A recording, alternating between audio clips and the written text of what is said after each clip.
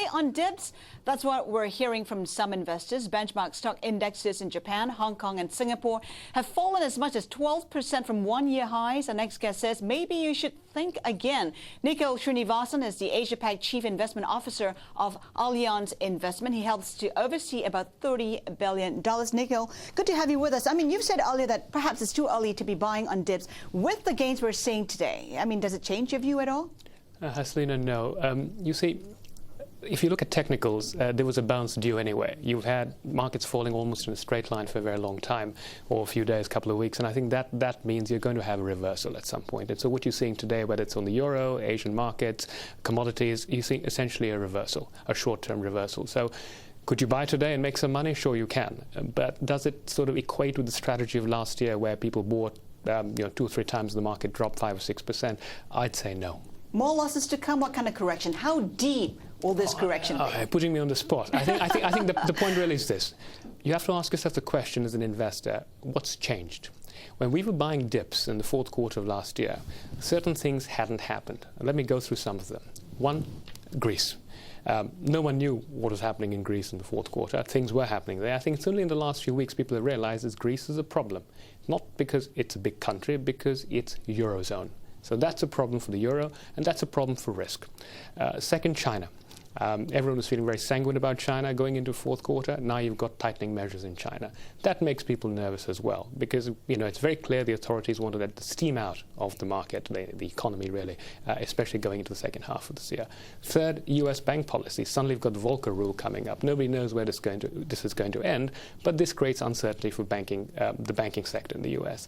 And fourth, the Fed starts to end its mortgage-backed securities buying program at the end of March. So all these things sort of suggest something's changed. When things change, you should change your strategy. Right, but that doesn't answer the question how deep the correction will be. What's your sense? What's the sense you're getting? I'd be much more comfortable buying with the MSCI Asia more close to 420 than 450. It's dropped from around 500 to about 450, and people are coming in today to buy. I think they'll get the bounce they want. They won't get a huge bounce, but I think really at 420 levels, which is about 80 points or 15-16% from the top of the MSCI Asia, would be probably a better place from a risk-reward point of view to get in. Can you use a broad brush for Asia? Which markets are most particularly at risk? The ones that people own the most. I think what happened again, just to go back, at the end of the year, everyone was long. Everyone wanted to be in.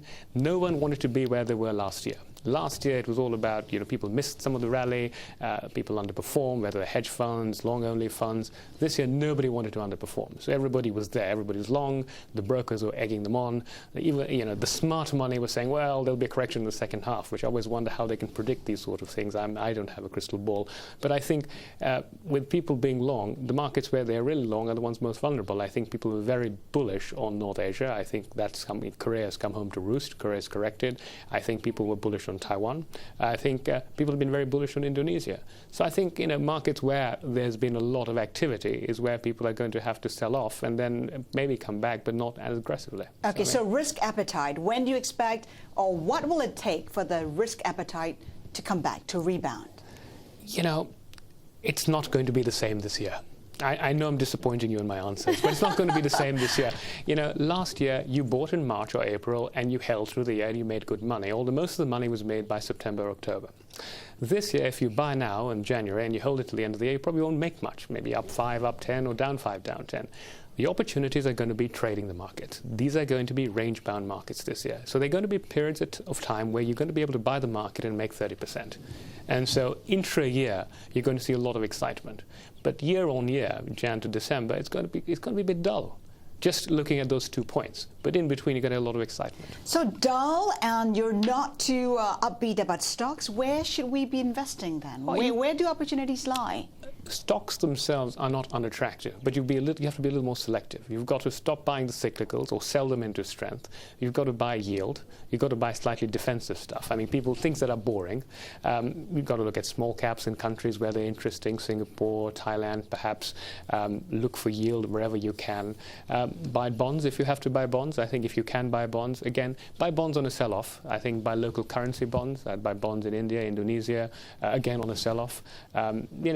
So there are lots of opportunities to make money, but I think what people have to do is temper their enthusiasm for a massive return this year. That's the only point I'm making. Unless they get the trading right and are lucky enough to make 30% or 40% in the intra-year.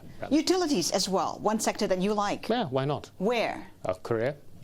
Why So, Korea? I mean, these stocks have underperformed. I mean, they're offering good yields. I mean, so, Korea, Thailand, wherever you can find a utility with offering a good yield and stable earnings and, potential regulatory reform that helps that particular company. Those are the places I'd go. I want to touch on China. I mean, there was a lot of euphoria about China. Sure. But now with the tightening, I mean, things seem to have changed, although the central bank governor has come out to say that perhaps we're into a boom period. I mean, how do you make sense of that? Let's separate China from the economy and the stock market. The stock market's been telling you for several months that nothing's happening. I mean, the Shanghai Asia Composite Index hasn't really gone anywhere in months. In fact, it's now come off a bit. My sense is that'll probably continue to come off. I think Shanghai Asia is probably a range-bound market, 2,700 on the low, 33 or something on the high. So again, another range-bound market. I'm not expecting a lot of excitement from Chinese equities this year. Again, I mean, you've really seen it from the time they actually peaked off somewhere in the middle of last year, I think. They've really gone nowhere. And I think the Chinese economy has to be separated from the stock market. If you look at how Chinese property stocks are doing, if they're an early indicator of things look actually quite poor for the Asia market. The economy itself will be fine. I think we probably have some slowdown in the second half of this year, which is fair enough. The government's trying to take some pressure off the economy through these tightening measures. They may move on the currency. I mean, that's another issue to think about. People are talking about it. But I think overall, Chinese stocks today are not necessarily a strong buy. This bubble talk, do you believe?